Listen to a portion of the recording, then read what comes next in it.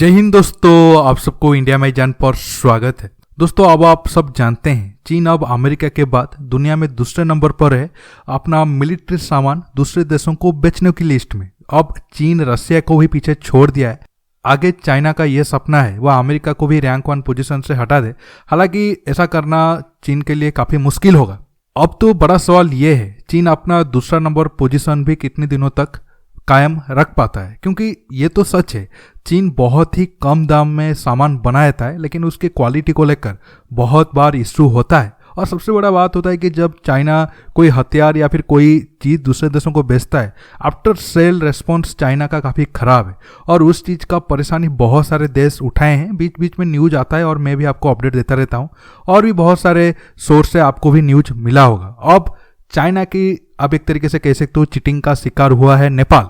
हालांकि चीन बहुत ही स्मार्टली पिछले 20-30 साल से नेपाल में एंटी इंडिया जो सेंटीमेंट है उसको बहुत ज़्यादा भड़काया है और एक तरीके से चीन को बहुत ज़्यादा कामयाबी भी मिला था।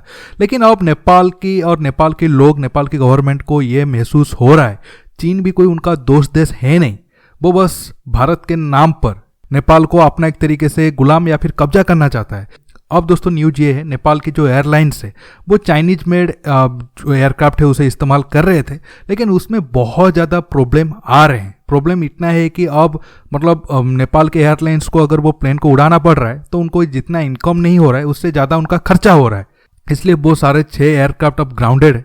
अब मैं आपको बताऊंगा कैसे चाइना प्लान करके नेपाल को बेवकूफ़ बनाकर वो 6 एयरक्राफ्ट बेचा था और अब नेपाल क्या प्रॉब्लम फेस कर रहा है और फिर चीन क्यों वो प्रॉब्लम को सॉल्व नहीं कर रहा है। सिर्फ नेपाल ही नहीं, दुनिया में और कितने देश वही सेम एयरक्राफ्ट को इस्तेमाल करते हैं और उनमें क्या क्या प्रॉब्लम आया है मैं आपको डिटेल्स में बताऊंगा। आज दोस्तों मैं चाइना की वही 2 प्लेन की बात करूंगा जो नेपाल में प्रॉब्लम फेस कर रहे हैं। अगर पूरा डिटेल्स बताने लगूंगा तो वीडियो तो 2-3 घंटा ही हो जाएगा।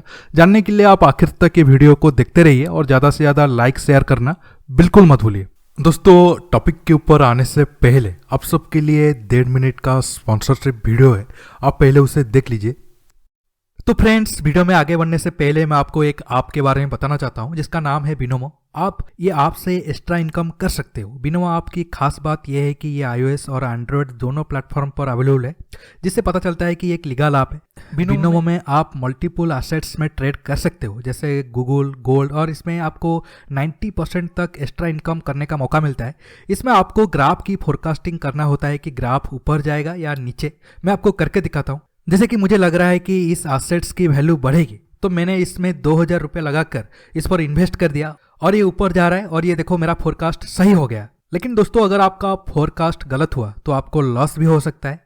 आप आसानी से पैसे को पेटीएम या फिर बैंक अकाउंट में निकाल सकते हो। मिनिमम डिपॉजिट 350 रुपया है। अगर आप मेरा प्रोमो कोड लगाकर जाओगे तो आपका पैसा डबल हो जाएगा, यानी कि 350 का 700 रुपया हो जाएगा।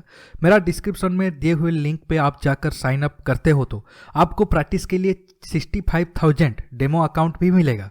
और साथ ही दोस्तों, मैं आपको बिनोमो के वर्ल्ड ट्रेडिंग कप के बारे में बताना चाहूँगा जिसमें आप कम्पीट करोगे बिनोमो की हिस्ट्री के बिगेस्ट प्राइज के लिए, जिसमें ओनर को इतना प्राइज मिलेगा कि वो इनफ होगा एक ब्रांड न्यू BMW 3 सीरीज खरीदने के लिए।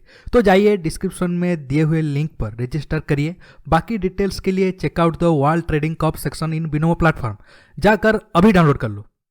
दोस्तों, आप जानते हैं चीन कैसे नेपाल को एक तरीके से बेवकूफ़ बनाकर, एक तरीके से आप कह सकते हो कबाड़ जेट को ही बेचा है, या फिर चीन उस टाइप का क्वालिटी का ही जेट बनाता है। अब मैं नेपाल की कहानी आपको बताऊंगा।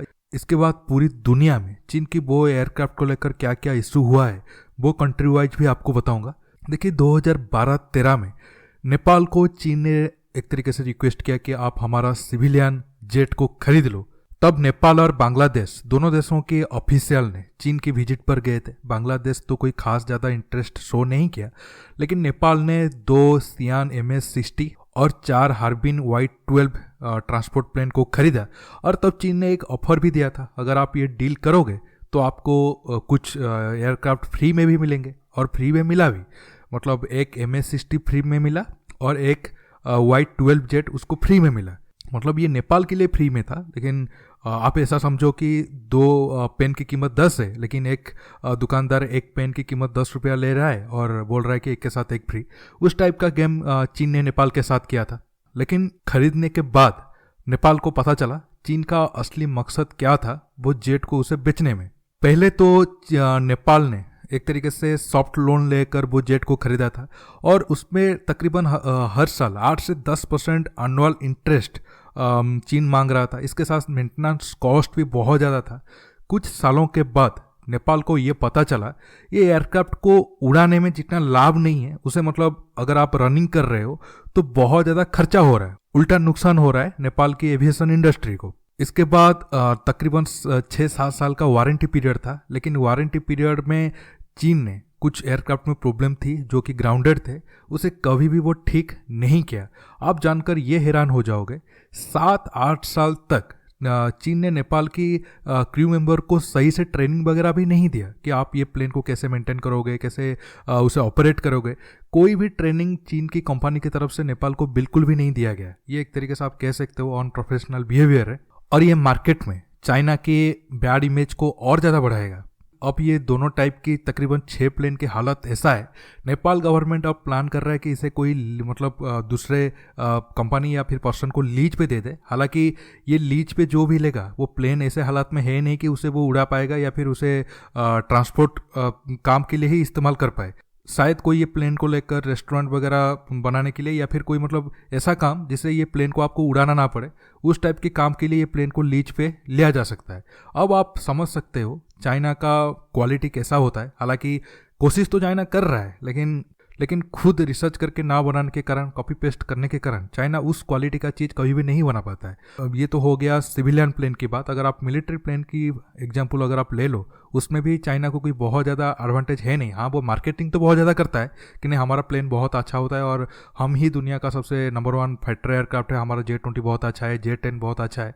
लेकिन रियलिटी में वो उतना स्टैंडर्ड के होते नहीं हैं। अब तो मैं नेपाल की कहानी आपको बताया, लेकिन दोस्तों ये दोनों टाइप के और भी बहुत सारे फाइटर एयरक्राफ्ट को दूसरे देश यूज कर रहे हैं। अब तो नेपाल में कोई प्लेन क्रैश तो नहीं हुआ है। क्रैश इसलिए नहीं हुआ क्योंकि इसमें आप एक तरीके से कह सकते हो ये ज़्यादा ऑपरेट ही नहीं हुआ है, काफ़ी टाइम तक ये ग्राउंडेड रहे। लेकिन बाकी जो देश ये दोनों टाइप के प्लेन को यूज कर रहे थे वहाँ पर कितना क्रैश हुआ है मैं आपको उसका डिटेल्स बताता हूँ। इसके बाद आप जान जाओगे मैं जो चीन के ऊपर आरोप लगा रहा हूँ ये कितना सही है और कितना गलत है। दोस्तों सिर्फ नेपाल ही नहीं, अगर आप देखोगे इंडोनेशिया, म्यांमार, ताजिकिस्तान, अफ्रीका के बहुत सारे कंट्री चीन के एयरक्राफ्ट को लेकर फंसे हैं। हालांकि आज में सिर्फ MS-60 और Y-12 सिविलियन एयरक्राफ्ट या फिर आप कभी कभी उसे मिलिट्री पर्पज के लिए भी इस्तेमाल किया जाता है क्योंकि वो ट्रांसपोर्ट प्लेन होते हैं। ये 2 प्लेन की ही बात कर रहा हूँ और अब जस्ट कुछ मिनट में जितना रिपोर्ट मुझे मिला उसके हिसाब से आंकड़ा बता रहा हूँ। अगर बिल्कुल डिटेल्स में देखेंगे तो शायद और भी बहुत सारे कंट्री में ये प्लेन क्रैश हुआ होगा या फिर इशू आया होगा, लेकिन मैं कुछ गिने चुने एग्जाम्पल आपको दे रहा हूँ। इससे आप समझ जाओगे वो प्लेन की क्वालिटी क्या है या फिर चीन का एक तरीके से स्टैंडर्ड क्या है। शुरू में MS-60 से कर रहा हूँ। देखिए आप सब तो जानते हैं म्यांमार हमारा पड़ोसी देश है और म्यांमार में चीन का इन्फ्लुएंस शुरू से है क्योंकि चीन के साथ उनका बॉर्डर भी लगता है और एक तरीके से मिलिट्री और इकोनॉमी की नज़र से वो बहुत ज़्यादा डिपेंड करते हैं। लेकिन दोस्तों आप देख पा रहे होंगे 2013 में MS-60 लैंड करते वक्त क्रैश हो गया था। हालांकि उसमें 60 के करीब लोग थे, कोई बहुत ज़्यादा इंजर्ड तो लोग नहीं हुए थे, लेकिन 3-4 लोगों को मामूली इंजर्ड हुई थी। इसके बाद म्यांमार तकरीबन अपने जो जितने भी प्लेन थे उनको ग्राउंडेड करके टेस्ट वगैरह किया था और बाद में उसे ज़्यादा यूज भी नहीं किया।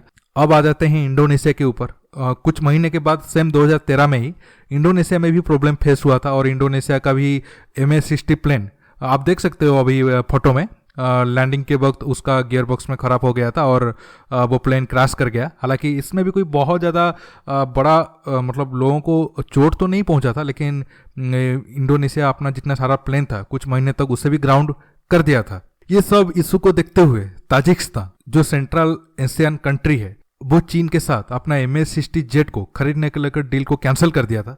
ये तो रहा MS-60 का एग्जाम्पल। अब आता हूँ मैं Y-12 के ऊपर। देखिए अफ्रीका में बहुत सारे कंट्री चीन के हथियार को यूज करते हैं और अब तो अफ्रीका में एक तरीके से आप कह सकते हो चीन का बहुत ज़्यादा इन्फ्लुएंस बढ़ चुका है। ना सिर्फ इकोनॉमिकली, मिलिट्री इन्फ्लुएंस भी वो बढ़ता जा रहा है क्योंकि जितने सारे देश इकोनॉमिक डिपेंड करते जाएंगे चीन के ऊपर, मिलिट्री स्तर पर भी चीन का इन्फ्लुएंस वहाँ पर बढ़ेगा और ये इन्फ्लुएंस को इस्तेमाल करके चीन हथियार भी बेचता है उन देशों को। लेकिन दोस्तों Y-12 को लेकर अगर कोई देश ज़्यादा सफ़र हुआ है तो वो केनिया तकरीबन 10-12 जेट को खोया है। तकरीबन 15-20 साल से, और बहुत सारे केन्या के जो आर्मी ऑफिसर हैं उनकी डेथ भी हुआ है। अब आप देखो 2006 में क्रैश हुआ था, उनमें 14 लोग मरे थे। 2021 में क्रैश हुआ था। इसके बाद जिम्बाब्वे की एयरफोर्स में भी Y-12 इस्तेमाल हो रहा था, वो भी 2021 में क्रैश हुआ था। सोमालिया की अब आप देख सकते हो, सोमालिया के एयरफोर्स का भी एक Y-12 लैंडिंग करते वक्त क्रैश हुआ था। ये भी मैं जस्ट कुछ गिने चुने एग्जाम्पल दिया, और डिटेल्स जाऊंगा तो और बहुत ज़्यादा क्रैश की न्यूज आपको मिलेगा। हालांकि अब बहुत सारे देश चीन की प्लान या फिर चीन की क्वालिटी क्या है समझ रहे हैं। प्रेजेंट टाइम में ना सिर्फ चीन की आप एक तरीके से कहते हो सिविलियन प्लेन तो छोड़ दीजिए, मिलिट्री प्लेन को लेकर भी डिमांड थोड़ा कम हो रहा है। जो भी देश खरीद रहे हैं उनके पास कोई बहुत ज़्यादा ऑप्शन है नहीं। अगर हम रिसेंट एग्जांपल की बात करें, अब अर्जेंटीना एक तरीके से चीन की J-17 को रिजेक्ट कर दिया है, लेकिन पाकिस्तान उसके पास कोई ऑप्शन है नहीं, तो वो J-10 खरीद रहे हैं और ये सपना देख रहे हैं कि वो राफेल को मार गिरा देंगे, और राफेल J-10 के आगे कुछ भी नहीं है। अगर आप इसके ऊपर एक वीडियो देखना चाहते हो, क्या सच में J-10 बहुत ज़्यादा ताकतवर है, राफेल जेट उसके सामने कुछ है नहीं, तो नीचे आपका सवाल जो है पूछ लीजिए। मैं बहुत जल्द इसके ऊपर एक डिटेल वीडियो बनाऊंगा और आपकी हर एक सवाल का जवाब दूंगा। दोस्तों आज के टॉपिक में बस इतना ही। आपको ये वीडियो कैसा लगा नीचे कमेंट बॉक्स में कमेंट करके बताइए, और ये वीडियो को ज़्यादा से ज़्यादा लाइक शेयर करना बिल्कुल मत भूलिए। दोस्तों रुकता हूँ, बहुत जल्द और एक नया टॉपिक के साथ मिलूंगा। नमस्कार, जय हिंद।